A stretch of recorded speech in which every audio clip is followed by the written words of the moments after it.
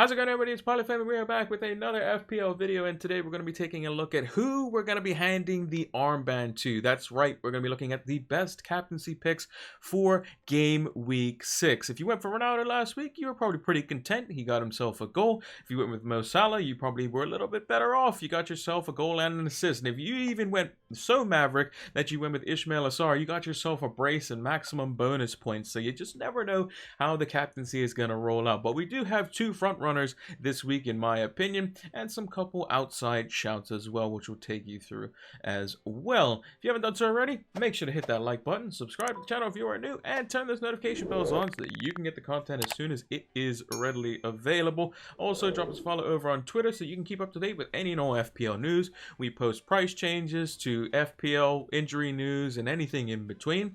And lastly, give us a follow over on Twitch so that you can see when we go live for our preview and deadline streams. We'll be doing a deadline stream as per normal, 1 hour before the FPL deadline on Saturday. There'll be a pinned comment down below to let you know the details on that one. So without further ado, let's talk about our partners for the FPL season with Fantasy Football Scout. So if you haven't heard about Fantasy Football Scout, they have a fantastic members area during the regular season. It's £25 for the membership, and that lasts the entire year. And during the off season, they give a 20% discount. But if you have missed that discount, fear not, you can still get the membership for £25, and it's fantastic. You can see the membership area just behind me. You have a bunch of different stats that you can use, powered by Opta stats, and create your own custom tables. You have the Rate My Team tool, you have the season ticker, player comparison tools, a whole array of things that you can use to help elevate your FPL game. So use the link down in the description below so that you can get access to these exclusive tools to help elevate your FPL game. Sign up now. Now, the one captaincy fixture that everyone is probably looking at is Manchester United at home to Aston Villa. And everyone's looking at the main man, Cristiano Ronaldo, to captain this game week. I mean, his stats are just absolutely ridiculous. 3 goals, 12 shots inside the box in 2 games. 3.35 expected goal involvement. I mean, he's just been absolutely ridiculous. I mean, some of his goals you would say have been a little bit on the fortunate side, but again, you have to be in that position to score the goals anyway. And he does have some good company. You know, Mason Greenwood, 2 goals and an assist in the last 4 game weeks, 7 shots as well. And Mason Greenwood continues to excel his XGI. Bruno Fernandes, just the 1 goal in the last 4 game weeks. Obviously, got the hat trick on opening day, but the last 4 doesn't include that. And his stats have kind of dropped off a little bit, and he's been more of a provider rather than, you know, getting the actual goals and assists. So we'll probably see his price probably drop down, and most of the FPL points being funneled into Ronaldo. Fernandes would have been unfortunate not to get an assist on Ronaldo's goal versus West Ham, because Ronaldo shot into the keeper, who saved it and spilled it, and then Ronaldo put it in the back of the net after that. But if he had put it in one time, it was a good save from Fabianski. You know, he would have got the assist there. So I think there's a lot of different ways that United can get points, but mainly it's going to be funneled into Ronaldo. United have yet to get a penalty as well. There's arguments to be made that it could have been anywhere from 0 to 3 penalties that United could have gotten versus West Ham as well. And you would think that Ronaldo is going to be the one taking the penalties. With their opposition, Aston Villa, over the last 4 game weeks, 27 shots in the box conceded, 6 big chances, so just over 1 or like 1.5 or thereabouts a game. Actually 1.5 exactly over the last 4 game weeks. 3.41 XG conceded, so less than a goal XG wise conceded per game, which is pretty good defensively. And I think that they're being a bit underestimated defensively. I've been looking at getting Nemi Martinez potentially, assuming that he doesn't get quarantined and that sort of stuff after the international break again. So we'll have to kind of pay attention to that. So, but if there's any man that's going to break through that defense, it's going to be Ronaldo. It's going to be United's quality. Jadon Sancho really hasn't been kind of on the scene as of yet, but I think the likes of Tyrone Mings and Matt Target are perfect targets, no pun intended there, for him, as he is very good at dribbling with close control.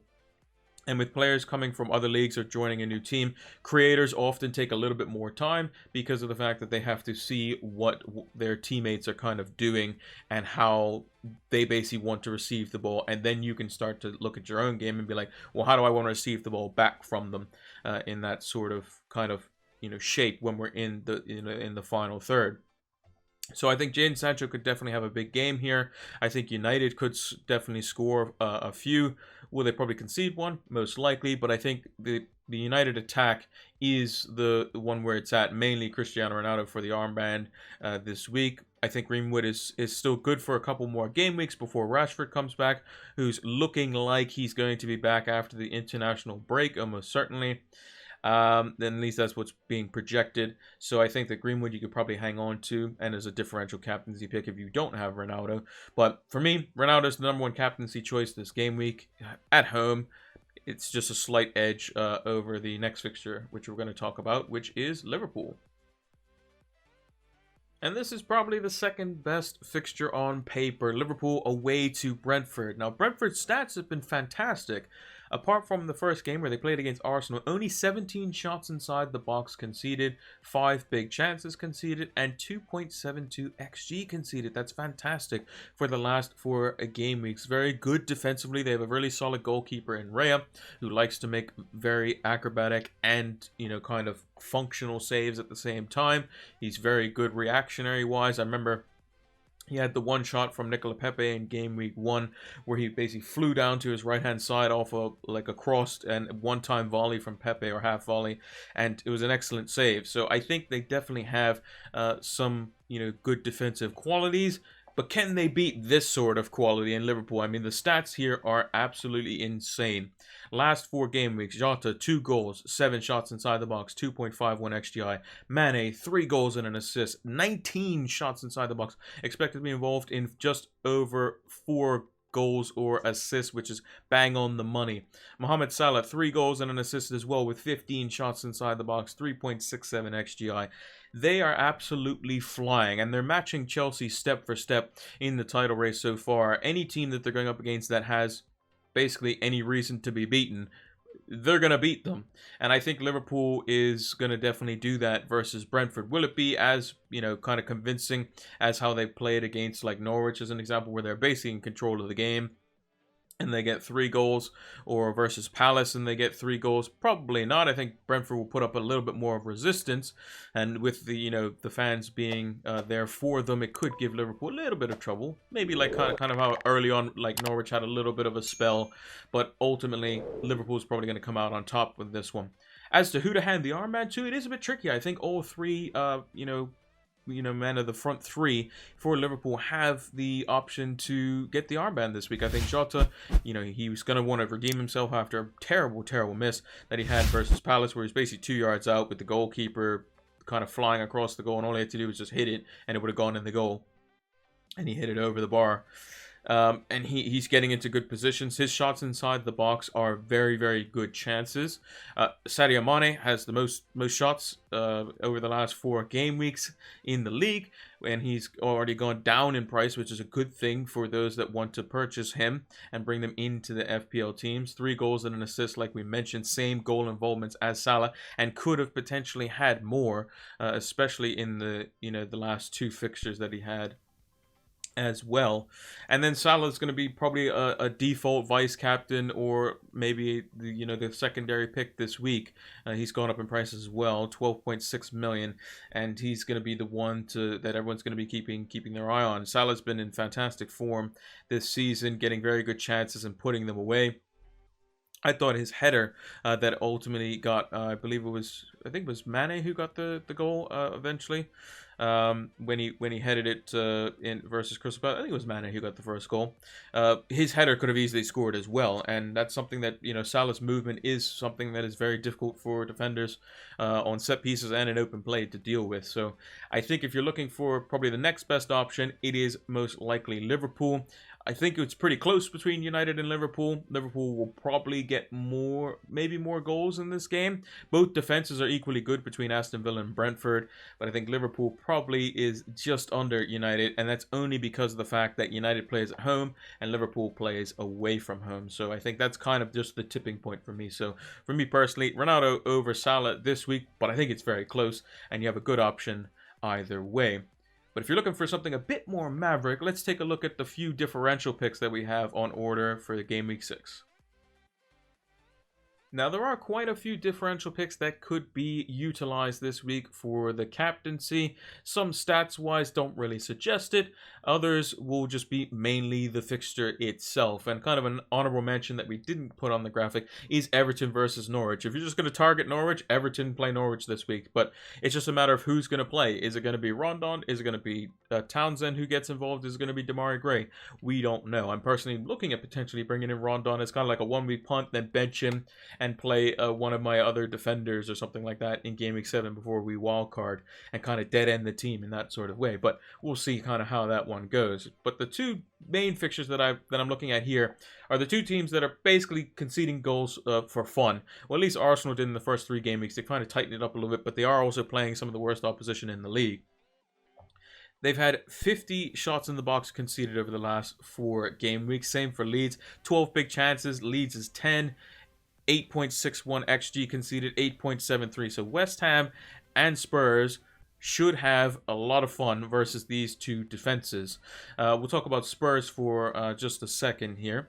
It's a North London derby. They're definitely going to want to win it. They've lost their last 2 games, humiliating defeat versus Crystal Palace, and then just embarrassed versus Chelsea. They're going to want to bounce back after winning their first 3 games and see if they can get 3 points on the board. Kane is someone who basically specializes at scoring in North London derbies versus Arsenal, and has yet to get a goal or assist this season. So the stats show that he's not doing well. Only 2 shots inside the box in the last 4 game weeks, and he's going to want to make sure that he gets on the score sheet. He prides himself on scoring goals, and when he's not doing that, that's kind of a problem. I think this is with their play style, he needs to stop dropping off the line. He needs to let the likes of Son, Mora, Dele Alli, whoever else is in there to get the ball to him. He doesn't need to be the creator. Just stay in the box and shoot.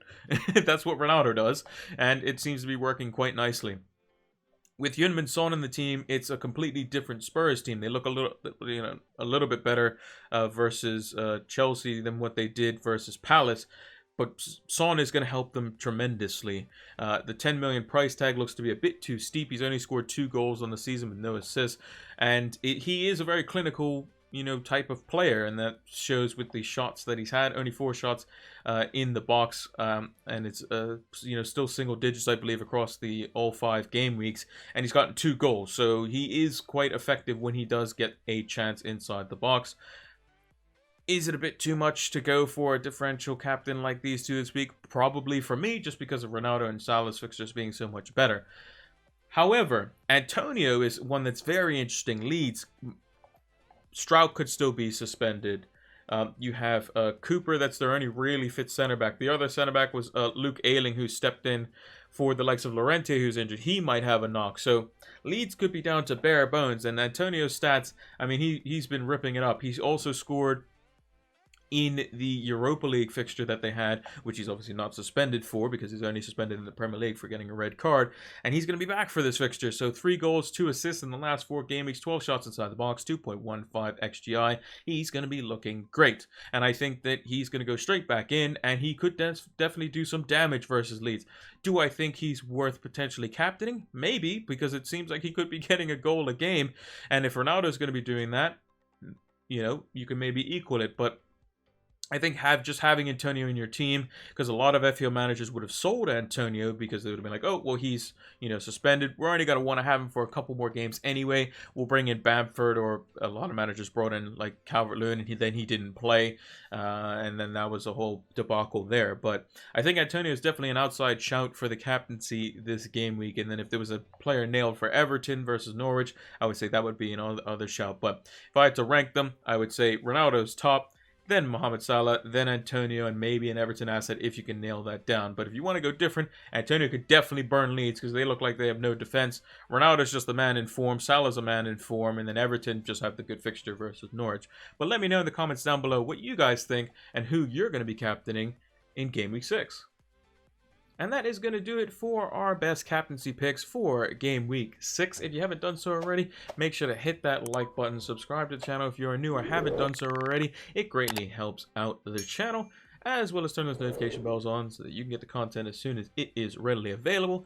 Drop us a follow over on Twitter if you want to keep up to date with any and all FPL news, from price changes to injuries and anything in between, as well as give us a follow over on Twitch so that you can join us live for our FPL preview and deadline streams. There'll be a pinned comment down below, as always, on all of the videos to let you know when the next FPL stream will be. And lastly, use the link down in the description below so that you can get your Fantasy Football Scout membership. You can get access to comparison tools, the season ticker, and customizable stats tables powered by Opta Stats. It's going to help elevate your FPL game. Thank you all for watching, and until the next one, take care.